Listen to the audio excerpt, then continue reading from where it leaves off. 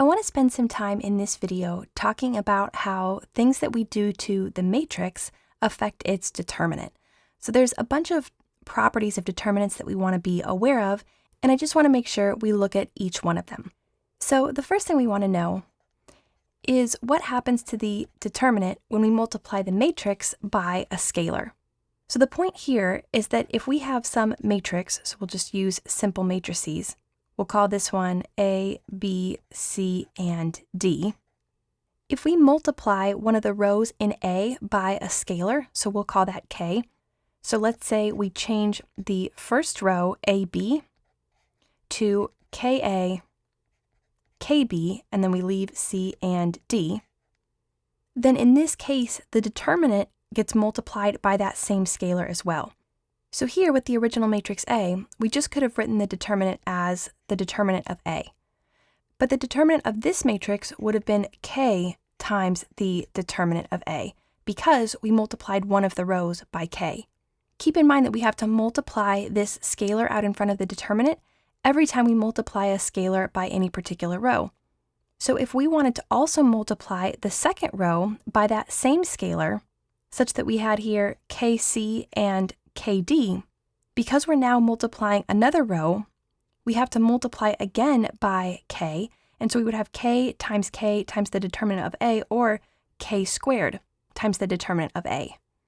We also want to say that we have a special situation with determinants when we have the sum of rows, but it's a really particular thing that we're talking about when we talk here about sum of rows. So if we have, for instance, let's make up three matrices. Let's say we have 2, 1, and then 3, 0. And then we have a second matrix, which is 2, 1, and then 0, 4. And then we have a third matrix, which is 2, 1, and then 3, 4. Now you're probably already noticing something really specific about these matrices, which is that the first row of each matrix is identical. We have 2, 1 in the first row of each of the matrices.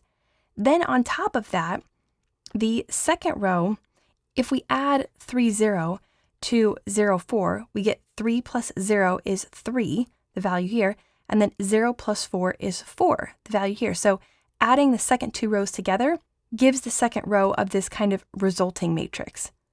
When we have that specific case, if we say that this is A and this is B and this is C, in this specific case where we have one row the same and then the other rows here, the resulting matrix is the sum of the other two, then we can say that the determinant of A plus the determinant of B is equal to the determinant of C. Normally, if we just have two random matrices that don't have this kind of similarity or this kind of pattern to them, we can't just take the determinants of the matrices separately and then add them and say that that is the determinant of the sum of the matrices. It doesn't work like that. That property doesn't hold. But in this kind of specific case where you have a row that's identical and then a row where if I add the first matrix to the second matrix, I get the third matrix, then the determinants of those matrices in particular do follow this pattern. Next, we want to talk about the swapped row rule, which tells us that if we ever take two rows in a matrix and we swap them with each other, that means we would also have to multiply the determinant by -1. So for instance here, let's say we have a matrix 3, -1, 2, and 2. And then we take this matrix and we swap the rows. So we rewrite it and we switch rows 1 and 2 and we say 2, 2, and then 3, -1. If this first matrix is A, then we would write its determinant as just the determinant of A. This matrix here though, because all we've done is swap the rows in A, we did one row switch, then we can say that the determinant of this is just the determinant of A multiplied by -1. So it's the negative determinant of A. And this rule applies to any size matrix, and we have to multiply by -1 every time we do a row switch. So for example, if we do one row swap, like we did here, we just swapped the first and second row, we did one swap, then we're going to be multiplying the determinant by -1. But if we were to do two row swaps, then we would multiply by -1 and then by -1 again, which of course is just like multiplying by +1. It doesn't change the value at all. If we were to do 3 row swaps within the matrix, then in order to get the determinant of the resulting matrix, we would have to multiply by -1 3 times, and that would be, of course, like multiplying by -1. So it's really just when you do an odd number of swaps that you're going to be multiplying by -1. If you do an even number of swaps, the value of the determinant isn't affected. One thing we want to point out with this is that this rule kind of presents a problem for us if we have duplicate rows within a matrix. So if instead of this matrix up here, we had the matrix 2, 2, 2, 2, and we're saying that that matrix is A, and so its determinant is the determinant of A. If we say that we're going to swap rows 1 and 2, then we're saying that our new matrix after the row swap is this matrix here. We've swapped the first and second rows, and the determinant is now -A. But notice that we have identical matrices here because we just swapped an identical row. We just swapped duplicate rows.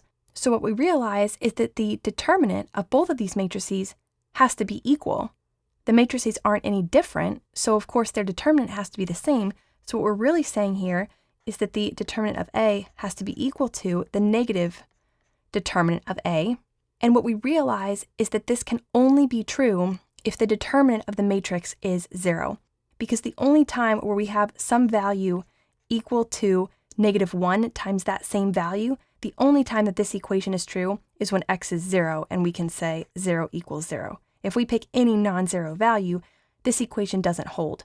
So what that tells you is that if you ever have a duplicate row inside a matrix, and it doesn't have to just be something identical like this, it could be instead a 3 by 3 matrix where we have, let's say, 3, 1, 0, and then we have 2, 2, 6, and then we have 3, 1, 0, something like this. Here, the first and third rows are duplicates of one another. They're identical. So right away, because you have that duplicate row, you know that the determinant of this matrix is 0. And the reason is because if we were to switch those two rows, swap the first and third rows, we would end up with this equation here where the determinant of the matrix has to be equal to the negative determinant of the matrix.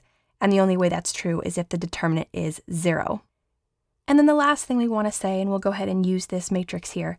The last thing we want to say is that row operations, like the ones that we're used to using in Gauss-Jordan elimination, they do not affect the value of the determinant.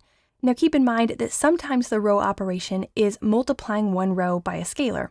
For example, if we were going to take this matrix and try to put it into reduced row echelon form, we would maybe start by multiplying through the first row by 1/3 to get the pivot entry here in the 1, 1 position. Well, if we multiply the first row by 1/3, that goes back to this first property we talked about where we're multiplying a row by a scalar. That would tell us that the determinant of this matrix, because we multiply through by 1/3, that the determinant is also going to get multiplied by 1/3. So when it comes to multiplying by scalars, we do have to follow this rule up here. But when it comes to row operations where we subtract one row from another or add two rows together to replace a particular row, or subtract a multiple of one row from another row, any of those kinds of operations, those row operations that we're used to, those do not affect the value of the determinant. So let's say here, for example, we took row 1 minus row 3, and we're going to use that result to replace row 3. After rewriting that matrix, we're going to say row 1 minus row 3, so 3 minus 3 is 0, 1 minus 1 is 0, 0 minus 0 is 0. We get all zeros down there. We leave the other two rows as they are. So we just performed this row operation. But what this rule for determinants is telling us is that if we call this the matrix A, then the determinant of this matrix here is the determinant of A. But the determinant of this matrix over here is still just the determinant of A because all we've done to change it is perform a row operation. And we can perform as many of these kinds of row operations as we want to, and the value of the determinant will still stay the same.